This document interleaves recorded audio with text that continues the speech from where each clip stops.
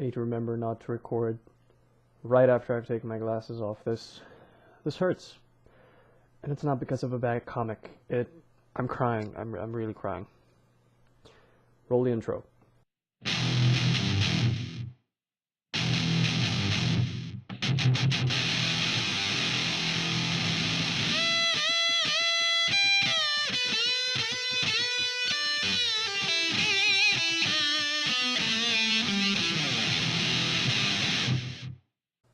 Hello there, and welcome to The Only One, a brand new Gung-Ho Geeks endeavor with me, Grizzlyface, with the Grizzlyface reveal.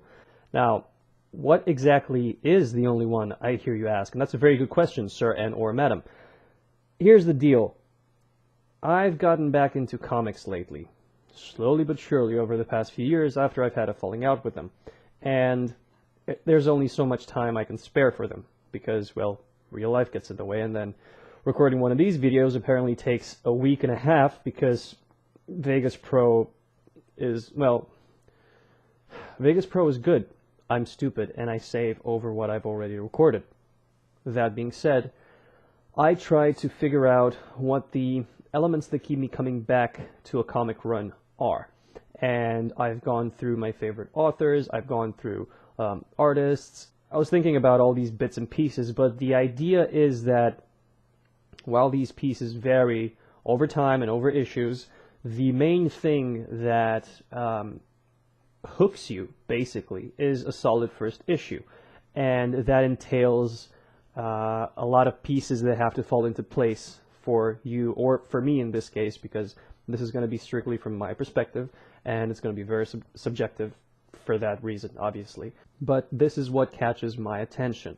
So, with that being said, I'm hoping to have this come out on Halloween, so if you're watching or listening from the States, happy Halloween. I'm hoping this will be a treat and you won't feel tricked. Why do I feel like I'm funny? And I was rummaging through my through the comics that I had handy, and I happened upon one that I think is sort of appropriate because, well, it kind of has a skull on the cover. And that is, what if Peter Parker became the Punisher? The lighting is really bad in here. Camera's not helping either. So the What If series from Marvel takes superheroes we know and hopefully love and puts a monkey wrench either in their origin story or a point in their career as superheroes, and basically gives us a different view, a what if, on the Marvel Universe as a whole, maybe, but more specifically on that particular hero's journey, let's call it. And in this case, we have a completely different Peter Parker and a completely different Spider-Man. Now, before we get fully into it, all of these comics are going to be rated as a recommend or an avoid, because comics are a very different medium than movies, which I've reviewed on GungHoGeeks.com, self-plug, but I don't think I have enough experience with the medium and with the medium's history to rate stuff out of 10. It just feels disingenuous. So I'm just going to give books either a thumbs up or thumbs down, and I'm going to try to keep it at that. I'm going to try and not be undecided about things, because that's the point. I'm trying to make a simple rating system. It's a system. So before I go any further, I will say that this book is a recommend. I highly and wholeheartedly encourage you to go buy it and read it, and then if you still feel like it, and remember, you can come back to this video if you don't want spoilers. Otherwise, keep watching, and thanks for being here. So, what is this thing, and what exactly happens? It's very simple.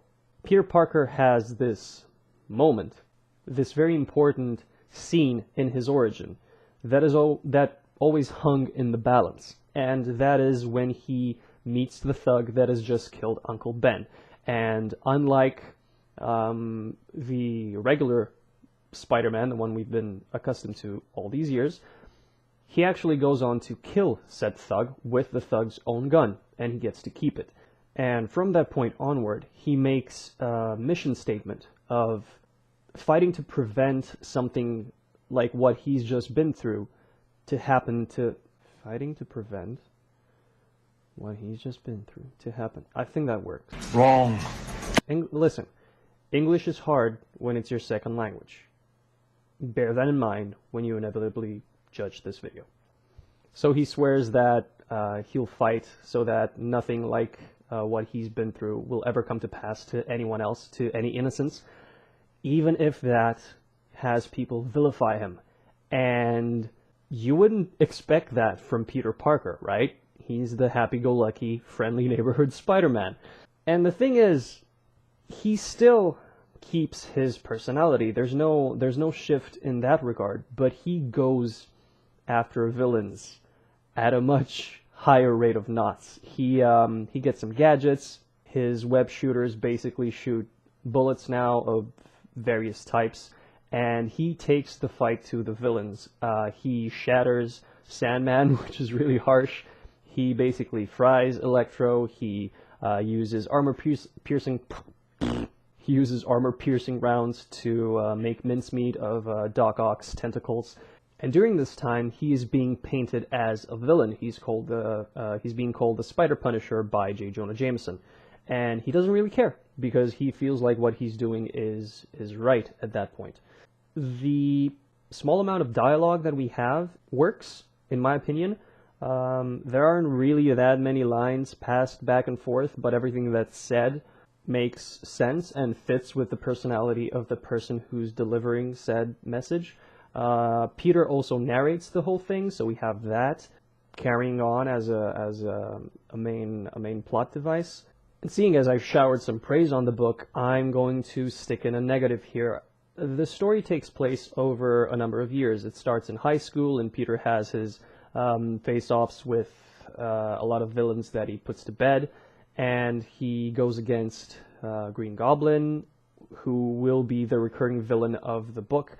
Thing is, I think this would have worked great as a multi-part series, because we have these snippets in time that relay a certain point. So we have the origin, then we have him doodling and working on his gadgets and taking on the villains, and then some time passes and he goes out of high school, he meets Gwen Stacy, they have a dinner, there's a neat little interaction bit with Harry Osborn and Mary Jane and him and Gwen Stacy, and then it moves on, and it moves on in Peter's life. And I think we would have benefited from more context for each of these episodes. Now, it's a good thing that this is the worst thing I can say about the book. The book is solid all across, and I will admit to having to read it twice because I was really tired the first time around and I didn't really get it. I thought it was boring as hell. That was completely my fault. So I admit to that. Now, as I've said previously, it's like previously if you're Sean Connery. That's what that means. Now, as I've said before, the Green Goblin is a recurring villain, and during one of their encounters he learns Peter's identity. Then he loses his memory and Peter leaves him alone and think he's fine, but then his memory comes back. He abducts Gwen Stacy, who at that point in time is Peter's girlfriend, and there's a standoff. Peter shoots the Green Goblin 3 times, 3 bullets, same point, some heavy marksmanship going on there. And Gwen Stacy has her patented fall, but this time around Peter saves her and reveals himself to her as the Spider-Man, and it's at that point that something changes and he realizes that he is caught in this never-ending cycle of violence, that he is promoting himself basically. So he manages to take a step back, look at the big picture, and realize that it's time to step down. And he realizes that he almost threw away the opportunity to be with the woman he loves, who is Gwen, obviously. He proposes to her, she accepts, they move on with their lives. Now, another drawback, at least when I first read this comic, was that at the end, we have these very atmospheric and emotional set of panels and pages where we have the proposal and we have Peter giving up the suit and basically dropping it in this dark, almost Gotham-like alley. For some reason I was like, oh, Batman! No, I'm just tired, I'm just seeing things. Obviously, it's a fanboy here.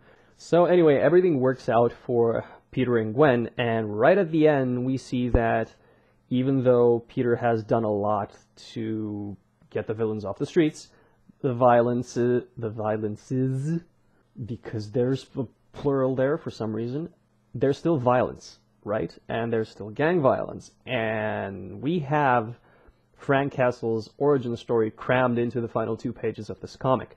First time I read this, I didn't really like it. I wasn't that taken with it. I was like, oh, this is shoehorned. They just couldn't leave well enough alone. But I was having a chat with one of my friends, Niku, and if he's watching this, with the other 4 people, 3 of which are my family, hi.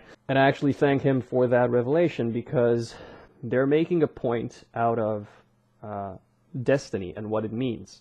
Because even though Peter ended up being the Spider Punisher, or the Punisher, or whatever you want to call it, in the end, it was still Frank Castle who found his costume in the same alleyway, go figure, into which he stumbles after his family was mowed down. And well, it's implied that he will carry on to be the Punisher from there on in.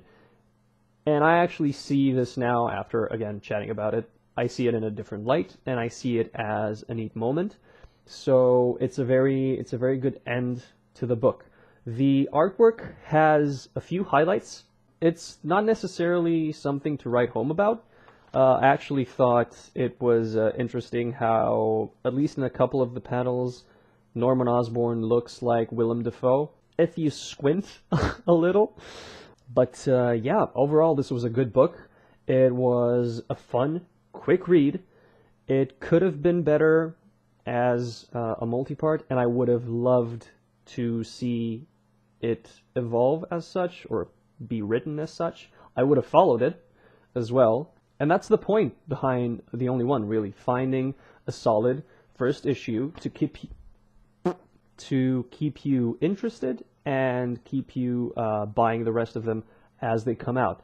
Now, I'm going to review some more What If issues for the next videos, and I also have some DC stuff lined up. And I'm mostly, if not entirely, going to focus on anything that has a number 1 slapped on it, because, well, that's the point I've set for myself, for better or worse. Just a quick note here, this was written by Carl Potts with the artist Juanan Ramirez and the colorist Rochelle Rosenberg. Because I really got into the review bit and forgot to actually acknowledge the authors. How amateurish of me. I promise to work on that for the future. So that's it for my first rodeo. It's been an enjoyable experience, and I'm definitely going to keep doing these for as long as people are interested. So by all means, let me know what you thought of the video. I highly encourage and accept any and all criticisms. Maybe subscribe to our channel if you're looking for more. Follow us on Facebook.